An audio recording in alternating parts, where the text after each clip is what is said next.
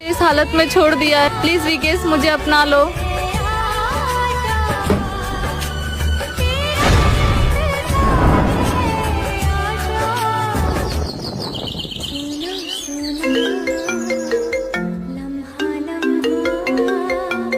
Mummy.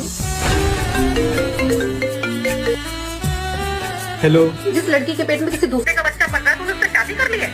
तू mummy कैसी बातें कर रही है? प्यार करता हूँ उस लड़की से मैं। देख लियो, एक दिन ये लड़की तुझे बर्बाद करके मानेगी। ठीक है, जो होगा मेरे साथ होगा ना। तेरे चौखट पे नहीं आऊंगा मैं।